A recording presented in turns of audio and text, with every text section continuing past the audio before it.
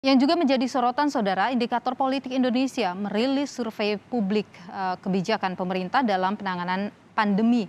Hasil survei ini menunjukkan 59% responden puas dengan kinerja presiden dalam menangani pandemi. Lembaga indikator politik melakukan sejumlah survei terkait kinerja pemerintah dalam menangani pandemi dan elektabilitas calon presiden untuk 2024. Hasil survei menunjukkan 59% responden puas dengan kinerja Presiden Joko Widodo dalam menangani pandemi, sementara 38% menjawab kurang puas dan tidak puas. Selain kinerja Presiden, indikator politik Indonesia turut merilis tingkat kepuasan kerja para Menteri Kabinet Indonesia Maju. Hasilnya Menteri Pertahanan Prabowo Subianto berada di posisi teratas dengan 70% responden puas atas kinerja Menhan. Lalu disusul Sandiaga Uno di posisi kedua. Di posisi ketiga diisi Menteri Sosial Tri Risma hari ini. Prabowo pun mendapat nilai tertinggi di survei elektabilitas Capres 2024.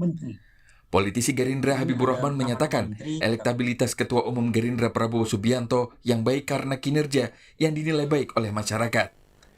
Jika dikaitkan dengan Pilpres 2024, Habibur Rahman menyatakan wacana ini belum dipikirkan oleh Gerindra karena kondisi politik yang masih dinamis.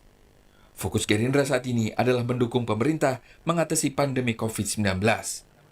Kami hanya memandang survei relevansinya dengan kinerja, kinerja beliau, Pak Prabowo di Kementerian Pertahanan. Artinya survei tersebut adalah cerminan masyarakat melihat dan menilai baik apa yang dilakukan selama ini oleh Pak Prabowo sebagai Menteri Pertahanan. Ya, kalau soal orang mengkait-kaitkan 2024, ya kami tentu tersanjung apabila misalnya dia melirik Pak Prabowo untuk diajukan sebagai capres. Tapi perlu diingat politik saat ini, ya yang ada depan mata kita saat ini adalah pandemi, ya. Sementara itu menurut Direktur Eksekutif Indikator Politik, dinamika politik jelang Pilpres 2024 masih akan terus terjadi. Nama-nama yang muncul saat ini dalam survei masih dinamis seiring berjalannya arah roda partai politik. Meskipun Pak Prabowo berada di peringkat teratas, kisarannya sekitar 26-27%, tetapi bagaimanapun Pak Prabowo sudah 2 kali tampil ya sebagai calon presiden, dan karenanya harusnya bisa lebih dari 27% yang beliau peroleh supaya bisa aman di 2024. Jadi menurut saya memang kemenangan Pak Prabowo nanti sangat ditentukan salah satunya oleh siapa yang akan melawan Pak Prabowo. Yang kedua adalah siapa yang akan mendampingi Pak Prabowo. Nah, kalau misalnya pendampingnya Pak Prabowo nama-nama yang juga kuat secara elektoral, tentu mudah buat Pak Prabowo untuk menang di 2024. Ini menarik nih kalau 2024 apakah nanti akan 5 nama inilah yang tetap muncul di 2024? Prabowo Subianto, Ganjar, Anies, Ridwan Kamil, Sandiaga Uno, atau justru ada kejutan nama-nama tertentu? Tergantung 2 hal ya. Pertama, siapa nama-nama yang akhirnya mendapatkan tiket dari partai.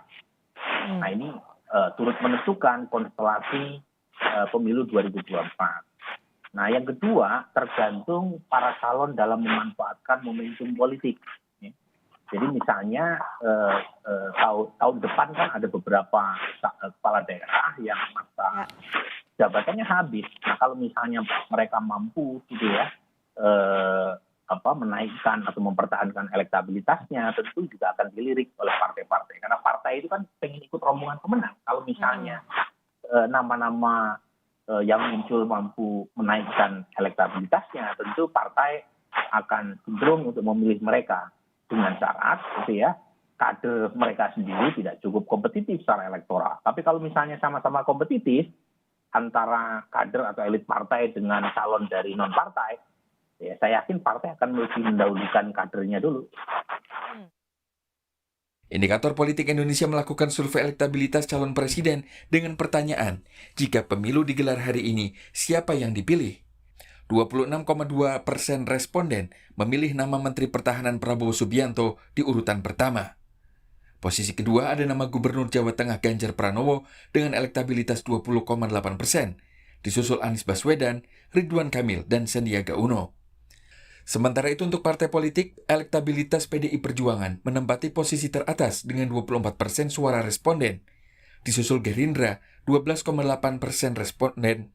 Di posisi ketiga, Golkar 9%. Di posisi keempat dan kelima ditempati Demokrat dan PKB. Direktur Eksekutif Indikator Politik Indonesia juga menyinggung soal efek pemasangan baliho sejumlah tokoh politik yang hasilnya tidak seragam. Dari hasil survei, efek pemasangan baliho Ketua DPR Puan Maharani ternyata tak sebesar Ketua Umum Golkar Airlangga Hartarto. Burhanuddin Muhtadi menjelaskan Airlangga Hartarto terbukti mendapat efek positif dari pemasangan baliho dirinya.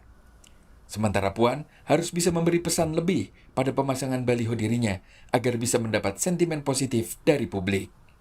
Tim Liputan, Kompas TV.